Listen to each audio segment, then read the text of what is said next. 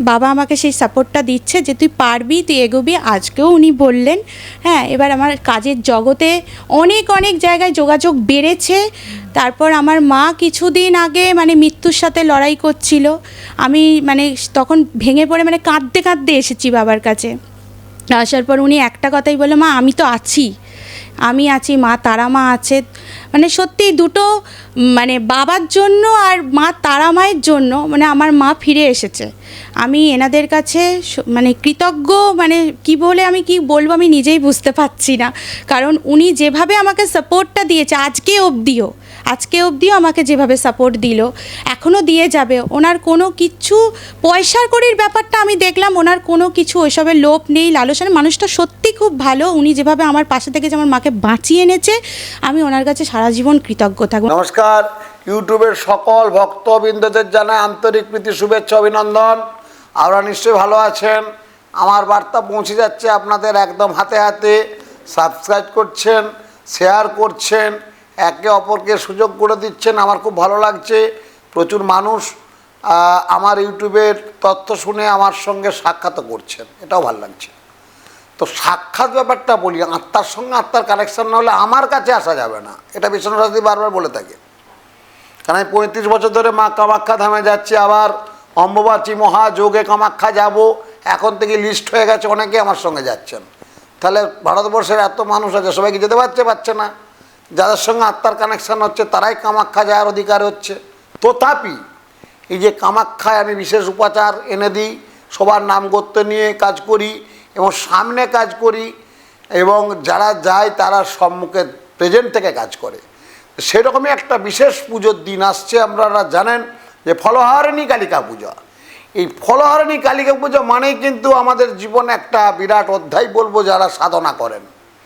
প্রত্যেকটা অমাবস্যার এক একটা নিয়ম আছে। রটন্তী অমাবস্যা একটা নিয়ম, একটা তিথি নক্ষত্র। দীপান্বিত অমাবস্যা যেটা মায়ের কালী পুজো বলি আমরা, কার্তিক মাসে যেটা পুজো হয়।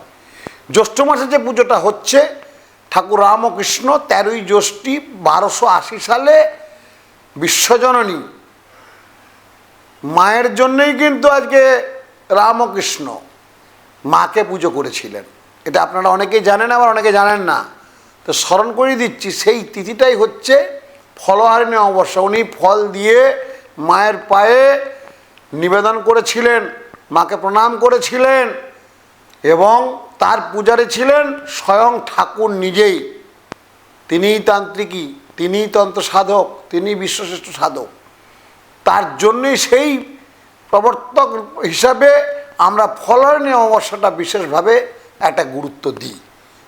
আরও গুরুত্ব দিই এই কারণেই, আমাদের যে রাশিচক্রে যে 27টি নক্ষত্র এবং 9টি গ্রহ এবং 12টি রাশির যে ফলাফল, তার সঙ্গে নবাংশ, অবশ্যই নবতারা চক্র, সমস্ত যে ভাব বিচার, দ্বাদশ ভাবের বিচার করে আমরা যেটা বিধান দিই যে তোমার এই টাইম থেকে এই টাইমটা খারাপ, তোমার এই টাইমটা থেকে এই টাইমটা ভালো, তোমার জীবনে অর্থোন্নতি ঘটবে, তুমি বাবা চাকরি করবে না, তোমার ব্যবসা হবে, তোমার ব্যবসা হবে না, তুমি চাকরি করবে, তুমি পড়াশোনায় ভালো হবে, কি তোমার পড়াশোনা ডিস্টার্ব, কি তোমার পড়াশোনা হয়নি। তাহলে একজন জাতকের পড়াশোনা হয়নি, সে কি না খেয়ে মরবে? তার জন্য তাকে ব্যবসা করতে হবে। সেটা হরস্কোপ কিন্তু বলে দেবে। এবং হরস্কোপ বাচ্চাতে যদি কোনো নেগেটিভ দোষ থাকে, যে দোষগুলো ক্ষতি সাধক, যত বয়স হবে তত নেগেটিভ দোষগুলো কিন্তু বাড়বে। ধরে নিন একটি জাতকের 6 বছর বয়স, কি জাতিকার, আপনার কন্যা 6 বছর বয়স, সে মাঙ্গলিক দোষ। আপনি কি মাঙ্গলিক দোষটা এখন কাটাবেন? মঙ্গল দোষটা 12 বছরের পর থেকে তার মধ্যে একটা ব্যাপার থাকে। 12 বছর পর থেকে কী হবে? এখনকার ছেলে মেয়ে অনেক অ্যাডভান্স, অনেক ফাস্ট জানেন, তার মনে রাখা অস্থির বাড়বে, চঞ্চল বাড়বে। মঙ্গলিক দোষের প্রভাব শুধু বিবাহিত জীবনই নয়, এটা বিশ্বনাথ শাস্ত্রী রিসার্চ করে দেখেছে। আমার জ্যোতিষ সাধনা থেকে আমি বলছি, মঙ্গল মানে শিবের আরেক নাম হচ্ছে মঙ্গল। কেন শিব রিলেটেড মঙ্গল দোষ কাটাই আমরা? শিবের যে আরেক নাম মঙ্গল, মঙ্গল মানে শিব।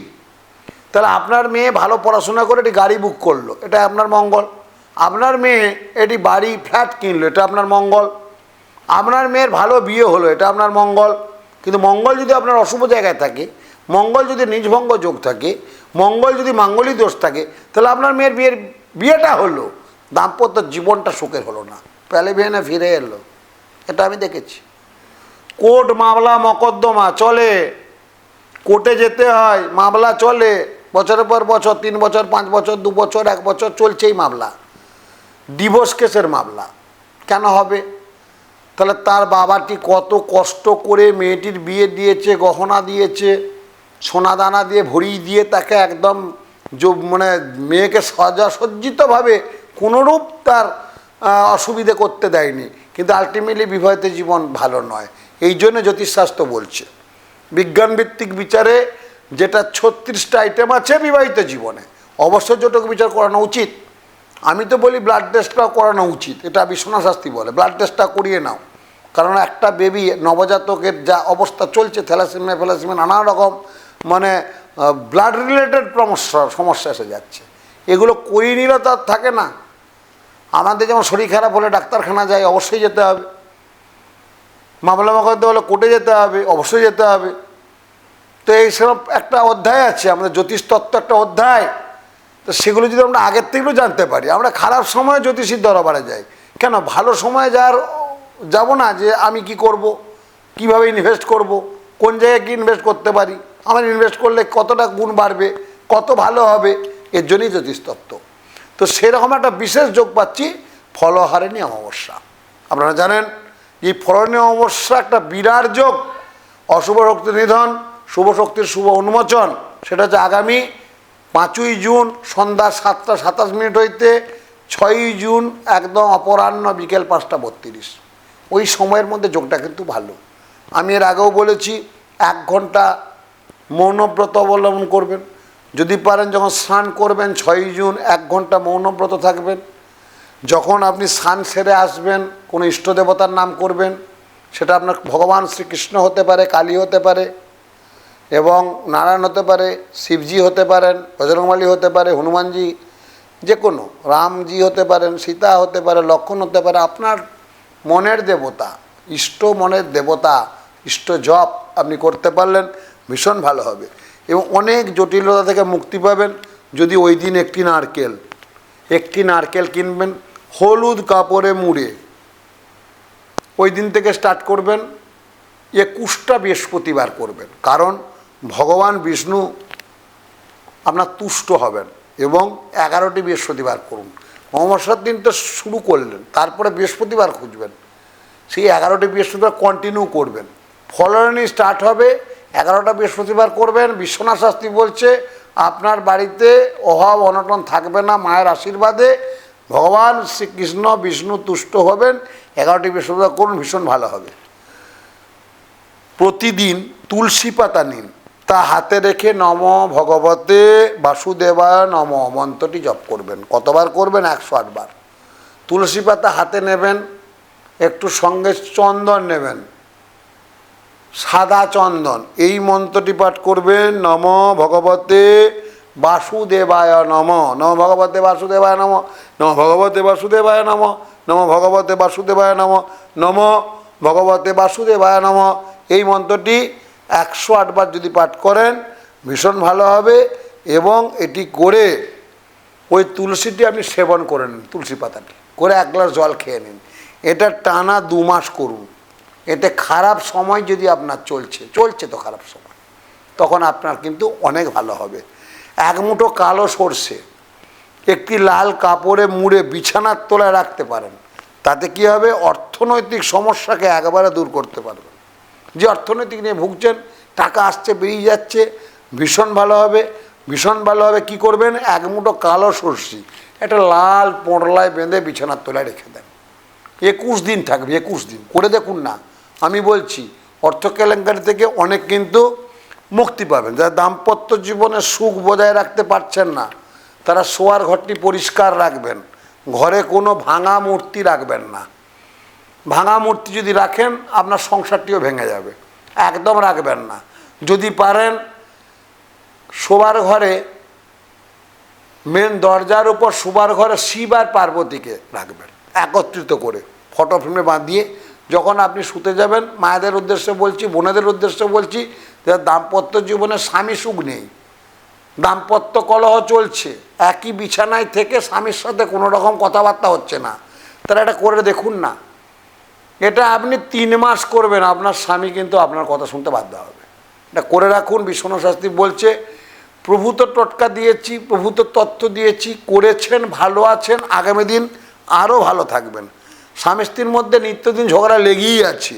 রোজ শিব পার্বতীর সামনে রেখে একটা ঘিয়ের প্রদীপ জ্বালান তো, ওটা 21 দিন ঘিয়ের প্রদীপ জ্বালাবেন, এবং যখন আপনি প্রদীপটা জ্বালাবেন মনে মনে স্ত্রী বলবেন, আমার স্বামীর মাথা ঠান্ডা রাখো, আমার স্বামীর মাথা ঠান্ডা রাখো। আর মন্ত্র পাঠ করবেন, মহাদেব মহাত্মান মহাযোগী মহেশ্বর মহাপাপ হরং দেব মকরায় নম নম। সবাই জানেন, আরও বলে দিচ্ছি, সর্বমঙ্গলে মঙ্গলে শিবের সর্বার্থ সাধিকে শরণ্যত্রম্যকে গৌরী নারায়ণী নমস্তুতে।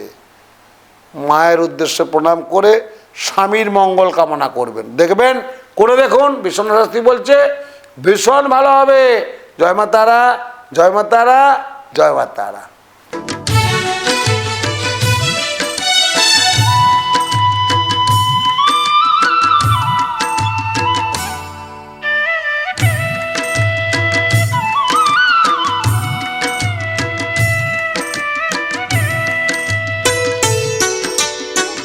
গুরুবরকে জানাই গো প্রণাম, তস্मै শ্রী গুরুবে নমঃ। গুরুবরকে জানাই গো প্রণাম, তস্मै শ্রী গুরুবে নমঃ। হবে স্বপ্ন সাকার, মিটে যাবে অন্ধকার, হবে স্বপ্ন সাকার, মিটে যাবে অন্ধকার। শ্রী শ্রী বিশ্বনাথ শাস্ত্রী জেনার নাম, শ্রী শ্রী বিশ্বনাথ শাস্ত্রী জেনার নাম, তস্मै শ্রী গুরুবে নমঃ। গুরুবরকে জানাই গো প্রণাম, তস্मै শ্রী গুরুবে নমঃ। গুরুবরকে জানাই গো প্রণাম, তস্मै শ্রী গুরুবে নমঃ।